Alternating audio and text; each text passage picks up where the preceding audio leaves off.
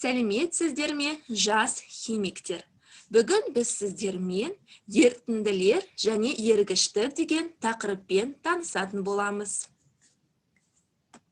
Егер су бар ыдысқа ас тұзының, қанттың немесе калий перманганатын, яғни марганцовканың кристалдарын салсақ, кристалдардың мөлшері біртіндеп азайғанын байқаймыз. Ал кристалл еріген су жаңа қасиеттерге ие болады. Олар дәмі ащы немесе тәтті болады. Марганцовканың әсерінен қызғылт түске боялады. Тығыздығы мен қату температурасы өзгереді. Пайда болған сұйықтардың сырт көзге судан айырмашылықтары болмаса да, тұз бен қантты еріткен жағдайда енді оларды су деп атауға болмайды. Бұлар ерітінділер болып саналады. Ерітінді бір зат екінші затқа толықтай ерігенде түзіледі. Ерітінділер бұл біртекті қоспалар. Ерітінді еріткіш пен еріген заттан тұрады. Екі заттың қайсысы артық мөлшерде болса, сол зат еріткіш болады. Ерітінді компоненттері атомдар немесе молекулалар секілді дискретті бөлшектер түрінде болатынын гомогенді қоспа. Сонымен, ерітінді дегеніміз еріткіш пен еріген заттан тұратын күрделі қоспа. Сіздердің алдарыңызда бірнеше ерітінді мысалдары берілген. Бірінші ол кола сусыны. Яғни кола сусында еритін заттар, олар қант, көміртек диоксиді және ароматизаторлар, ал еріткіш су болады. Хош иістендіргіш. Еритін заттар өсімдік хош иістендіргіші, ал еріткіш спирт. Теңіз суы.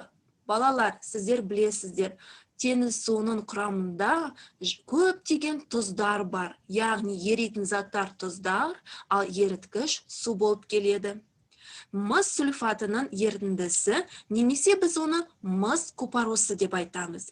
Яғни еритін заттар көк түсті мыс сульфаты, еріткіш су. Тырнақ бояуы.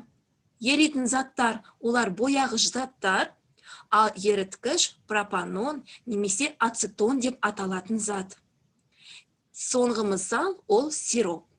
Сиропты бәріміз де білеміз. Оны өнің тәттілігі үшін ұнатамыз. Яғни еритін заттар ол қант, ал еріткіш су болып келеді. Енді ерітінділердің көптеген түрлері бар. Бірінші заттарды судағы ерігіштігі бойынша жіктеу. Егер зат берілген ерітіндіде ерісе, біз оны сол ерітіндіде ериді деп айтамыз. Ал егер де зат ерімейтін болса, ерімейді деп айтамыз. Заттар судағы ерігіштігіне байланысты 3 топқа жүктеледі. Олар жақсы еритін, нашар еритін және іш жүзінде ерімейтін. Егер бөлме температурасында 100 грамм суда 1 граммнан артық зат еритін болса, оны жақсы еритін заттарға жатқызамыз. Дәл осы жағдайда 100 грамм суда 1 граммнан аз зат еритін болса, ол нашар еритін заттарға жатқызамыз. Ал егер 100 грамм суда 0,1 граммнан аз зат еритін болса, іш жүзінде ерімейтін заттарға жатқызамыз. Тұздардың, қышқылдардың немесе негіздердің суда еритінін немесе ерімейтінін білу үшін біз заттардың ергіштік таблицасын қолдансақ болады.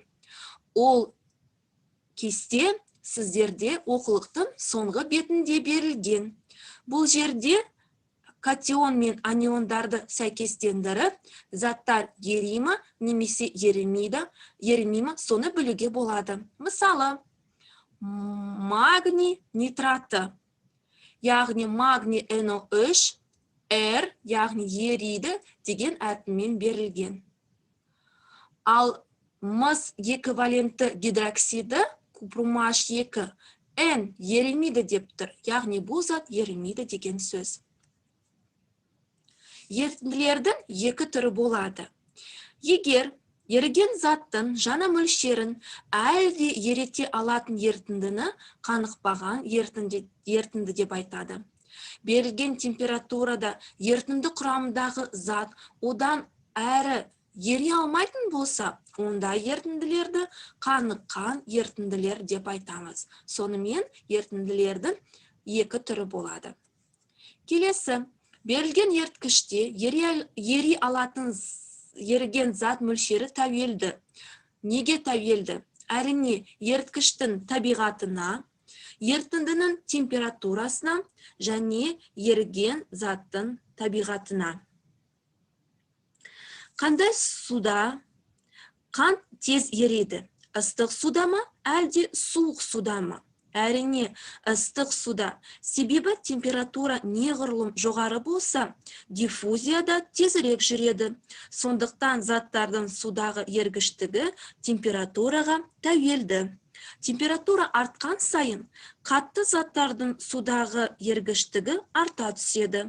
Ал газдардың ергіштігі кемейді. Сондықтан суды қайнатып, оны еріген газдардан толықтай тазартуға болады. Ерітінділердің табиғаттағы және күнделікті өмірдегі маңызы. Күнделікті өмірде ерітінділерді біз жиі кездестіреміз және оны пайдаланамыз, қолданамыз. Бірақ тек сулы ерітінділер емес, басқа да ерітінді түрлері бар. Мысалы, ауа. Бұл еріткіші азот болып табылатын газдардың ерітіндісі. Яғни азотта бізде көміртек диоксиді, яғни көмірқышқыл газы, оттек, неше түрлі инертті газдар ериді. Шойын мен болат, темір мен көміртектің қатты ерітіндісі. Бірақ сулы ерітінділер әрине өмірде көп таралған. Ағзада қоректік заттардың еруімен тамақ қорытылады. Сонымен қатар өсімдіктер өсуі немесе дамуы үшін қажет заттарды ерітінді түрінде сіңіреді. Өсімдіктер мен жемістердің шырыны да ерітінді болып табылады. Яғни бізде ерітінділердің көптеген түрлері бар. Құрметті оқушылар, бүгін біз сіздермен ерітінді еріген заттар деген тақырыппен таныстық. Менің сабағым сіздерге бүгін ұнады деп ойлаймын. Келесі кездескенше сау болыңыздар.